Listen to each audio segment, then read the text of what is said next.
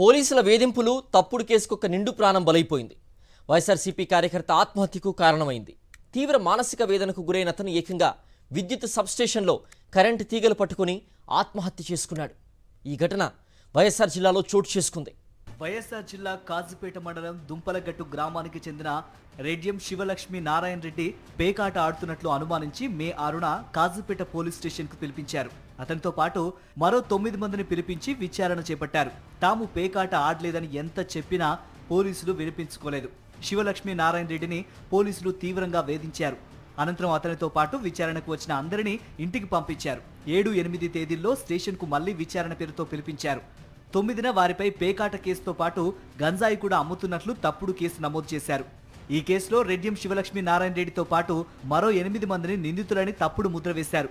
వారి వద్ద నుంచి 2.5 కిలోల గంజాయితో పాటు 20,500 నగదు, 52 పేక ముక్కలు దొరికినట్లు చూపించారు. తనకు సంబంధం లేని గంజాయి కేసులో అరెస్ట్ అయిన శివలక్ష్మి నారాయణ రెడ్డి మే 29న బెయిల్పై బయటకొచ్చారు. కాజీపేట సీఐ మోహన్ తనను అక్రమంగా పేకాట గంజాయి కేసులో ఇరికించారని ఆవేదన వ్యక్తం చేశారు. తనని చిత్రహింసలకు గురి చేసినట్లు చెప్పారు. తగిలిన దెబ్బలను భార్యకు చూపించి తీవ్ర మనోవేదన చెందారు. సీఐ మోహన్ పై ప్రైవేట్ కంప్లైంట్ వేసి కోర్టులోనే న్యాయం కోరుదామని అతని భార్య నారాయణ రెడ్డికి సర్ది చెప్పే ప్రయత్నం చేశారు. నారాయణ రెడ్డి బుధవారం మైదుకూరులో జరిగిన వైఎస్ఆర్సీపీ వెన్నుపోటు దినం కార్యక్రమంలోనూ చురుగ్గా పాల్గొన్నారు. జరిగిన అన్యాయాన్ని అక్కడ వైఎస్ఆర్సీపీ నాయకులకు చెప్పి బాధపడ్డాడు. తీవ్ర మనోవేదనతో రాత్రి 10 గంటలకు ఇంటి నుంచి బయటకు పోయి పుష్పగిరి వెళ్లే దారిలో ఉన్న సబ్స్టేషన్ మెయిన్ తీగలను పట్టుకొని ఆత్మహత్య చేసుకున్నాడు. అతను ఎంతకు ఇంటికి రాకపోవడంతో భార్యతో పాటు బంధువులు వెతికారు. చివరకు సబ్స్టేషన్లో విద్యుత్ తీగ పట్టుకొని చనిపోయున్నట్లు గుర్తించారు. కాజీపేట సీఐ మోహన్ తన భర్త నారాయణ రెడ్డిని డబ్బుల కోసం వేధించారని, డబ్బులు ఇవ్వకపోవడంతో అక్రమంగా కేసులు పెట్టి జైలుకు పంపి తన భర్త మృతికి కారణమయ్యాడని సుభాషిని పోలీసులకు ఫిర్యాదు చేశారు. తన భర్త ఆత్మహత్యకు కారణమైన సీఐ మోహన్ పై కఠిన చర్యలు తీసుకోవాలని కోరారు. విషయం తెలుసుకున్న మైదుకూరు మాజీ ఎమ్మెల్యే రఘురామిరెడ్డి, మాజీ డిప్యూటీ సీఎం అమ్జద్ బాషా, కమలాపురం మాజీ MLA Rabindranath, Kadapa mayor Suresh Babu, SP Ashok Kumar ను కలిశారు. సీఐది తప్పని తేలితే కఠిన చర్యలు తీసుకుంటామని నాయకులకు ఎస్పీ భరోసా ఇచ్చారు.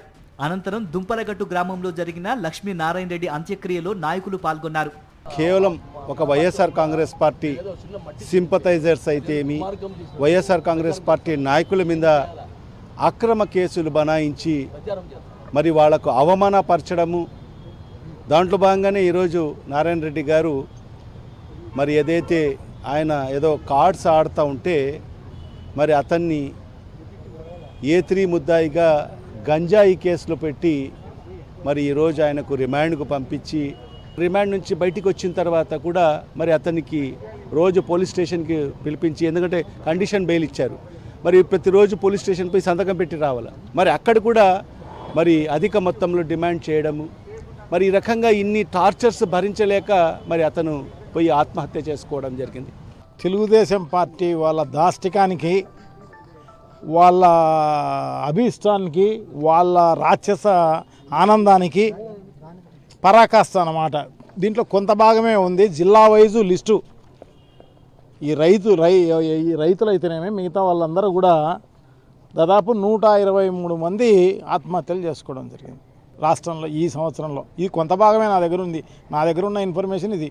ఓవైపు కూటమి నేతల కక్ష సాధింపులు, మరోవైపు పోలీసుల వేధింపులకు అమాయక ప్రజలు బలైపోతున్నారు. అధికారం ఉంది కదా అని రెచ్చిపోయి ప్రవర్తిస్తున్నారు.